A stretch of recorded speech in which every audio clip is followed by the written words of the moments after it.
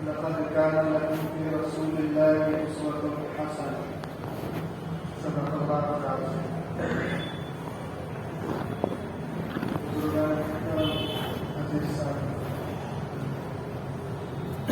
پچھلی جمعہ میں بات آئی تھی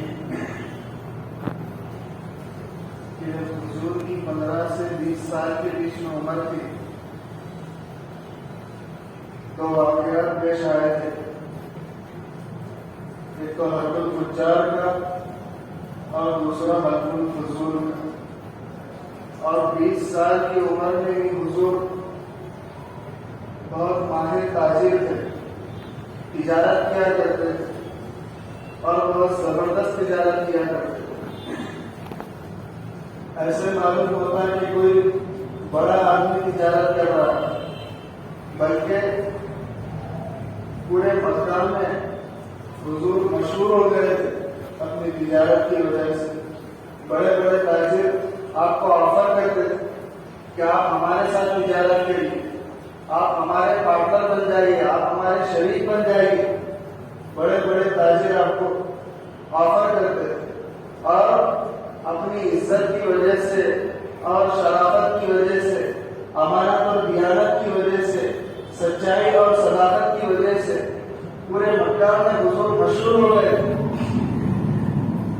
لوگ آپ کو الصادق سچا آدمی، الامین امانت دار آدمی محمد کہہ کر نہیں بلاتے، بلکہ یہ کہتے الصادق الامین. یہی آپ کا نام پڑ گیا تھا، سارے لوگ اسی نام سے آپ کو پکارتے تھے اور بلاتے تھے. تو بہرحال تجارت میں جب آپ مشہور ہو گئے، سارے مکہ میں آپ کی خبر پہنچ گئی، سارے لوگوں کو معلوم ہو گیا آپ کی تجارت کے متعلق. تو مکہ میں ایک تاجرہ تھی حضرت خدیجہ رضی اللہ تعالی عنہا، بہت بڑی تاجرہ تھی. ان کا مال کئی ملکوں میں جاتا تھا، امپورٹ ایکسپورٹ کا ان کا کاروبار تھا. مکہ کا مال دوسرے شہروں میں بیچتے اور وہاں کا مال لا کے یہاں پہ بیچتے. لیکن عورت تھی، عورت زان تھی، تو اپنے کارکنوں کو، اپنے کارکنوں کو بنا کر کے مال لے کر کے دوسرے شہروں کو بیچتی تھی. تو جب حضور کی خبر ان کو پہنچی کہ ایسے تاجر ہیں، ماہر ہیں تجارت میں، تو انہوں نے حضور کو آفر کیا. حضرت خدیجہ رضی اللہ تعالیٰ عنہ حضور کو آفر کیے اور بولے کہ میرا مال لے کر آپ شام کو جائیے اور میرے مال میں سے جتنا منافع ہوگا دوسروں کے مقابلے میں میں آپ کو دگنا مال دوں گی، دگنی آپ کو مزدوری دوں گی، دگنا مال میں آپ کو دوں گی. تو حضور حضرت خدیجہ کا مال لے کر شام گئے، ملک شام.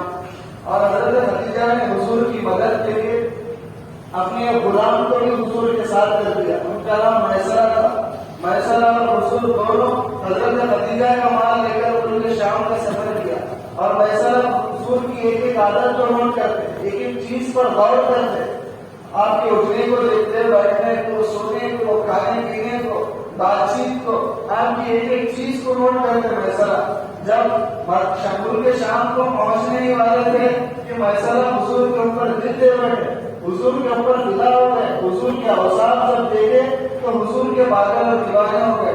جب شام کے بازاروں میں حضور تجارت کرنے لگے تو دیکھ کے حیران اور پریشان ہو گئے اور شرمندہ ہو گئے کہ میں اتنے سالوں سے تجارت کر رہا ہوں اور اتنے سالوں سے میں حضرت خدیجہ کا مال لے کر ان کے شام جا رہا، لیکن اتنا فائدہ آج تک نہیں ہوا جتنا فائدہ محمد یعنی حضور کے ساتھ آنے پر ہوا. اور جب تجارت ہونے کے بعد واپس گئے تو جانے کے بعد ایک ایک پیسے کا حساب دے دیا حضور، ایک ایک روپے کا حساب دے دیا. حساب دینے کے بعد جو ان کا حصہ بنتا تھا حضور کا وہ لے کر چلے گئے گھر کو. تو جانے کے بعد میسرہ حضور کی تعریف کرنا شروع کر دی حضرت خدیجہ کے سامنے کہ محمد ایسے گئے، محمد ایسے گئے، ان کی چال ڈھال ایسی ہے، ان کی سچائی ایسی ہے، ان کا معاملات ایسے ہیں، ان کی گفتگو ایسی ہے. ایک ایک چیز سنانے لگے اور حضور کی بہت زیادہ تعریف کرنے لگے. اور جب حضرت خدیجہ نے حضور کی تعریف سنی اور ایک مذکورہ غریب تھا جو راستے میں ملا تھا اور میسرہ سے کہا تھا کہ آخری نبی ہے ان کی حفاظت کرنا. میسرہ نے یہ بات بھی بتا دی، حضرت خدیجہ کو یہ بات بھی بتا دی کہ فلاں راہب نے ان کے بارے میں ایسی بات کہی ہے. تو تو حضرت خدیجہ بھی حضور کے اوصاف سن کر حضور کی دیوانی ہو گئی. اور یہ حضرت خدیجہ 3 شوہروں سے بیوہ تھی. پہلے ان کے 3 نکاح ہو چکے تھے اور 3 شوہروں سے یہ بیوہ ہو چکی تھی. لیکن بہت بڑی مالدار عورت تھی, بڑے بڑے گھرانے سے ان کو رشتے آ رہے تھے, لیکن سارے رشتوں کو یہ ٹھکرا رہی تھی, رشتہ قبول نہیں کر رہی تھی. لیکن جب حضور کے اوصاف سنے, حضور کی خصلتیں سنے, حضور کی امانتداری اور سچائی کو سنا, تو حضور کے اوپر فدا ہو گئی اور خود حضور کو نکاح کا پیغام بھیجا. اپنی سہیلی نفیسہ نامی ان کی ایک سہیلی تھی, اس سہیلی کے ذریعے سے نکاح کا پیغام بھیجا حضور کو, اور حضور نے اپنے چچا ابو طالب کے مشورے سے ان کے نکاح کے پیغام کو قبول کر لیا اور نکاح کی تاریخ متعین ہوئی. ابو طالب نے حضور کا نکاح پڑھایا اور خطبہ نکاح میں ابو طالب نے کہا کہ میرا بھتیجا ہر چیز میں اعلیٰ ہے, پورے مکہ میں کوئی بچہ محمد کا مقابلہ نہیں کر سکتا, کسی خصلت میں محمد کا مقابلہ نہیں کر سکتا. حالانکہ ان کے اندر ایک بڑائی تھی مکہ کے لوگوں میں, پھر بھی ابو طالب نے جڑت گردانہ انداز میں یہ بات کہی کہ محمد کا مقابلہ کوئی نہیں کر سکتا, کسی حالت میں میرے بھتیجے کا مقابلہ نہیں کر سکتے. اور حضور نے مہر میں کیا دیا؟ 20 اونٹ مہر میں دیے حضور حضرت خدیجہ کو. 2-3 قول ہے, بعض قول کے مطابق 50 اونٹ دیے, بعض قول کے مطابق 500 دینار دیے. سب سے کم مقدار کا جو قول ہے وہ 20 اونٹ کا ہے, اور 20 اونٹ کی مقدار اگر آج لگائی جائے تو 10 لاکھ روپے ہوتے. تو سوچیے آپ کے حضور کیسے تاجر تھے, کیسی تجارت کرتے تھے. اور آج ہمارے اندر سے مہر کا مزاج ختم ہوتا جا رہا, مہر کو معمولی سمجھ رہے. نکاح کر رہے ہیں تو مہر بڑائی جلانے کے لیے, اپنی عزت کے لیے, بابا کے لیے 1 لاکھ 2 لاکھ مہر مانتے ہیں, اور قاضی صاحب کو بول رہے ہیں کہ اس میں معاوضہ لکھ دو, ہم بعد میں دے دیں گے, اور بعد میں ادا نہیں کر رہے. جب موت ہو جائے گی, جنازہ سامنے جانا, تو بیوی کو زبردستی لا کے بولنے لگا رہے کہ مہر کو معاف کر دو. ایسا مہر معاف نہیں ہوتا میرے پاس. مہر واجب ہے. اگر آدمی ٹانوٹل کر رہا ہے, مہر نہیں دے رہا بیوی کا, تو اپنی بیوی کا حق مارنے والا ہے. حضور نے فرمایا اگر کسی کی مہر دینے کی نیت نہیں ہے نکاح کے وقت میں, اور جھوٹ موٹ کو مہر مان رہا ہے, کیوں کہہ رہا ہے کہ میں اس کو بعد میں مہر دے دوں گا, اور دل میں مہر دینے کی نیت نہیں ہے, حضور نے فرمایا اپنی بیوی کے ساتھ زنا کر رہا, اپنی بیوی کے ساتھ بدکاری کر رہا, اور اس کی جتنی اولاد ہوگی وہ حرام کی اولاد ہوگی. اور جو آدمی مہر دینے کا ارادہ کرا لیکن کسی مجبوری کی وجہ سے نہیں دے سکا, اور بیوی خوش دلی سے معاف کر دے تو مہر معاف ہوگا, لیکن بات ہونے کے باوجود نہیں دے رہے, ٹال مٹول کر رہے, تو اپنی بیوی کا قرضہ اس کے کندھے پر رہے گا. اور جب آدمی مر جائے گا تو اس کی میراث میں سے, اس کے ترکے میں سے جہاں دوسرے قرض ادا کیے جائیں گے وہاں پر بیوی کا مہر بھی ادا کیا جائے گا. بیوی کے زبردستی بولنے سے مہر معاف نہیں ہوتا. حضور جب کسی کا رشتہ کرتے, صحابہ کرام کا جب رشتہ متعین کرتے حضور, تو پہلے آدمی سے پوچھتے کہ مہر دینے کے لیے تمہارے پاس کیا ہے. پہلے آدمی سے پوچھتے, اگر وہ کہتا ہے کہ مہر کے لیے پرانی چیز ہے تو اس کا رشتہ کرتے, اور اگر کہتا ہے کہ مہر کے لیے کچھ نہیں ہے تو اسے کہتے کہ مہر دینے کا انتظام کرو. ایک جنازہ حضور کے پاس لایا گیا, اور حضور جنازہ پڑھانے کے لیے آگے بڑھے اور پوچھا کہ اس کے اوپر کچھ قرض ہے, تو صحابہ نے کہا کہ اس کے اوپر کچھ قرض تو نہیں ہے, ہاں البتہ بیوی کے مہر میں سے کچھ حصہ اس کے ذمہ باقی ہے, مہر ادا کر دیا لیکن تھوڑی قیمت باقی ہے. تو حضور جو ہے جنازے سے پیچھے ہٹ گئے اور کہا کہ میں اس کا جنازہ نہیں پڑھوں, کیونکہ مہر میں قرض کے حکم میں ہے. جب آدمی بیوی کا مہر نہیں دیتا تو اس کے کندھے پر قرض ہوتا ہے, بیوی کا قرض ہوتا ہے, اسی لیے مہر کو معمولی نہ سمجھے, جتنا مہر نقد ادا کر سکتے اتنا ہی باندھے اور فوراً ادا کر دے. تو بہرحال حضور نے 20 اونٹ مہر میں دیے, اور 20 اونٹ کی قیمت ہوتی ہے 10 لاکھ روپے. اور اس ساری اولاد جو حضور کو ہوئی حضرت خدیجہ رضی اللہ تعالیٰ عنہا سے ہوئی. 4 بیٹیاں ہوئی اور 2 بیٹے ہوئے, قاسم اور عبداللہ ان کا نام تھا, لیکن بچپن ہی میں دونوں بیٹوں کا انتقال ہو گیا, اور ایک بیٹا ہوا ماریہ خدیجہ سے, اور وہ بھی بچپن ہی میں انتقال ہو گیا. بہرحال حضور زندگی گزارنے لگے, اور حضور گوشہ نشینی اختیار کرنے لگے, غاروں میں زندگی گزارنے لگے, عبادت میں, تدبر میں, ذکر و اذکار میں اپنا وقت گزارنے لگے. جب 35 سال کی عمر ہوئی حضور کی تو ایک بڑا واقعہ پیش آیا مکہ میں. سارے مکہ والے میں, سارے مکہ کے قبیلے کے جو سردار تھے, بڑے بڑے لوگ تھے, وہ سارے لوگ مل کر کے مشورہ کرے دارالندوا میں اور اس بات پر سارے متفق ہو گئے کہ کعبۃ اللہ کی نئی تعمیر کرنا چاہیے. کعبۃ اللہ کی دیواریں بوسیدہ ہو گئی تھی، دیواریں گر رہی تھی اور پتھر گر رہے تھے، دیواریں جو ہے کمزور ہو چکی تھی. تو سارے لوگوں نے مل کر کے مشورہ کیا کہ کعبۃ اللہ کی نئی تعمیر کی جائے، نئی عمارت بنی جائے. اور اسی وقت یہ بات بھی طے ہوئی کہ سارے لوگ حلال مال دیں گے، حرام مال کوئی نہیں دے گا. جتنا مال تمہارے پاس پاکیزہ ہے، صاف ہے، وہ مال لا کر دو. رشوت کا مال، حرام خوری کا مال، سود کا مال، چوری کا مال مت لاؤ، حرام مال مت لاؤ. اس بات پر متفق ہوئی. تو جب حلال مال لانے کی بات ہوئی تو سارے لوگ پاک مال لے کر آئے اور مال تھوڑا کم جمع ہوا. اور اس میں اللہ کی حکمت بھی ہو سکتی. مال اتنا جمع ہوا کہ 6 ہاتھ جگہ کعبۃ اللہ کی بارت چھوڑنا پڑا، جس کو آج حقیق کہا جاتا ہے. اللہ کی ہمت بھی ہو سکتی ہے. ہر بندے کی خواہش ہوتی ہے کہ کعبۃ اللہ کے اندر جائے اور اندر نماز پڑھے، لیکن ہر بندہ نہیں جا سکتا.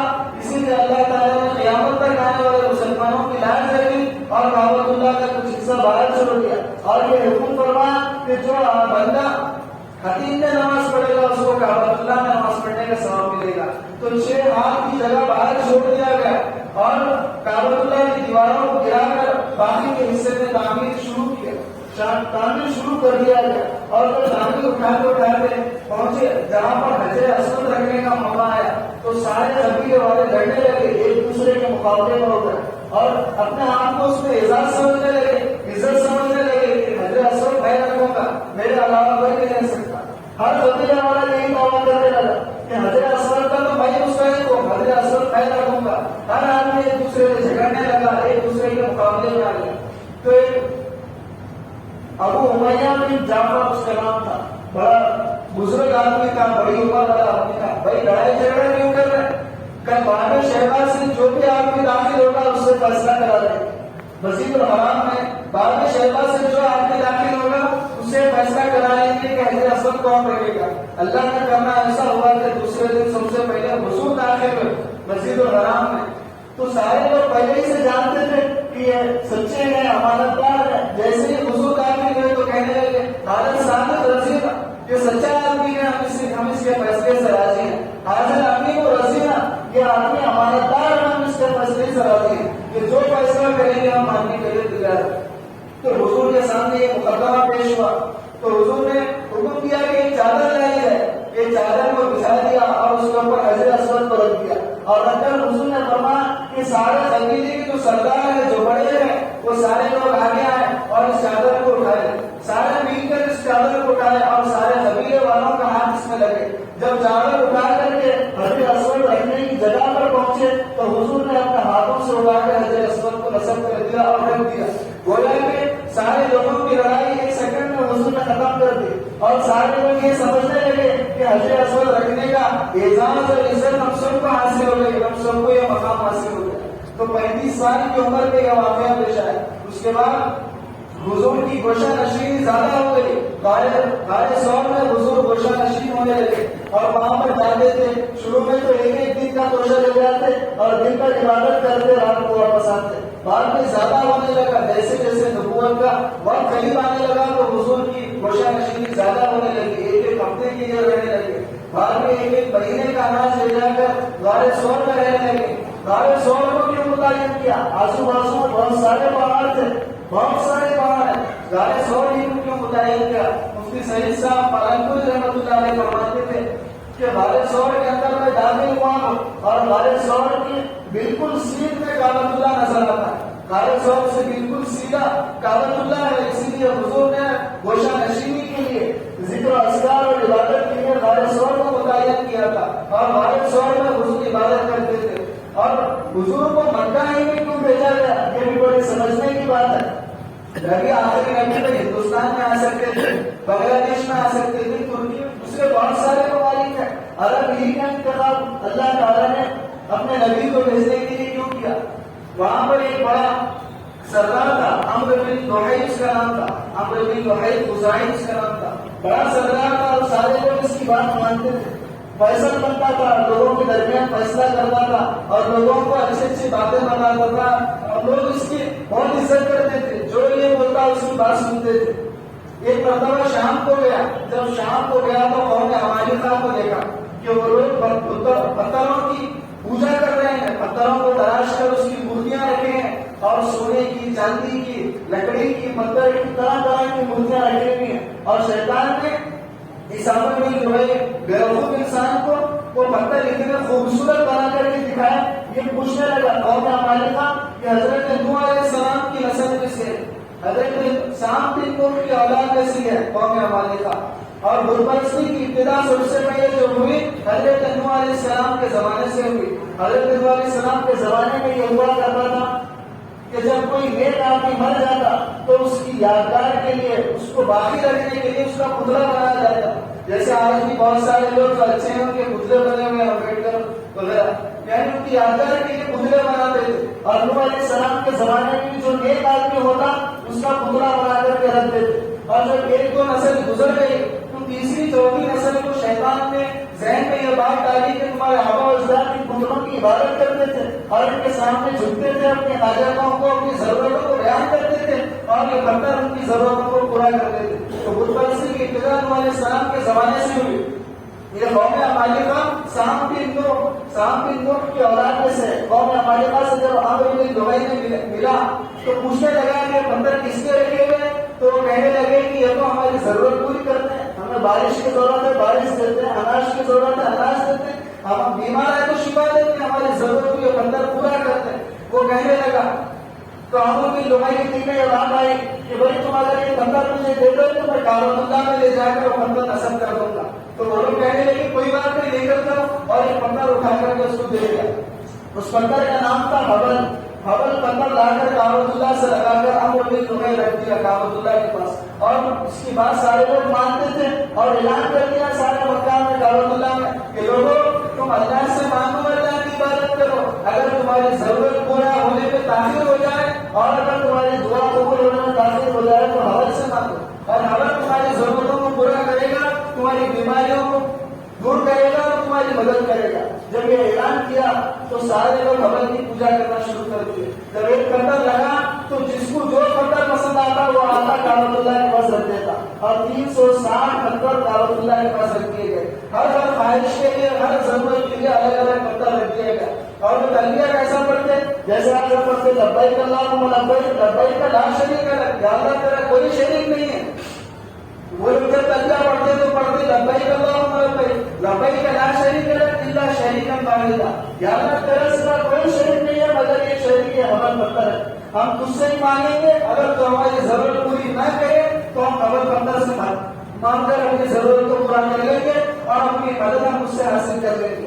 تو حبل پتھر سب سے پہلے جو رکھا عمرو بن لحی رکھا اور اس نے بت پرستی کو شروع کر دیا وہاں سے. تو ضرورت اس بات کی تھی اور وہ لوگ اپنے آپ کو مسلمان کہتے تھے کہ ہم مسلمان ہیں، ہم ملت ابراہیمی کے قائم ہیں. تو مسلمان ہونے کے باوجود جب بت پرستی میں پڑ گئے، شرک میں پڑ گئے، تو اللہ تعالیٰ نے اپنے نبی کو بھیجنے کے لیے مکہ کا انتخاب کیا کہ جو لوگ مسلمان ہونے کے باوجود شرک میں پڑ گئے، بت پرستی میں لگ گئے ہیں، پہلے ان کا عقیدہ ٹھیک کیا جائے، پہلے ان کی دماغوں کو ٹھیک کیا جائے. اور جو خالص توحید کا گھر ہے دوبارہ اس کو خالص توحید کے لیے بنا دیا جائے، اور جو توحید کا مرکز ہے اس کو دوبارہ توحید کے لیے خالص کر دیا جائے. اسی لیے اللہ تعالیٰ نے حضور کو بھیجنے کے لیے مکہ کا انتخاب کیا.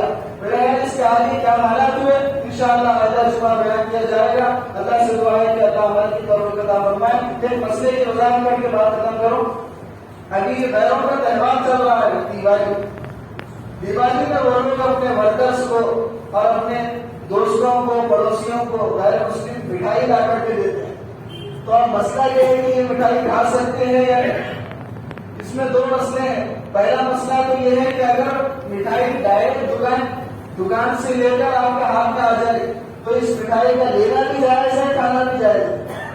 لیکن وہ مٹھائی لے کر کے اپنے دیوی دیوتاؤں کے سامنے پوجا وغیرہ کر کے پرشاد کے طور پر اگر دے رہا ہے تو اس مٹھائی کا لینا بھی جائز نہیں ہے، کھانا بھی جائز نہیں. لیکن اب ہمیں پتا کیسے چلے کہ یہ مٹھائی ڈائریکٹ دکان سے آ رہی ہے یا پھر پوجا کے تھرو ہمارے پاس آ رہی ہے؟ تو اس کا ایک آسان حل یہ ہے کہ جو آدمی آپ کو مٹھائی دے رہا ہے ڈائریکٹ اس سے پوچھ لیا کہ بھائی اگر یہ پوجا وغیرہ کی مٹھائی ہے تو ہمارے مذہب میں اس کا کھانا جائز نہیں.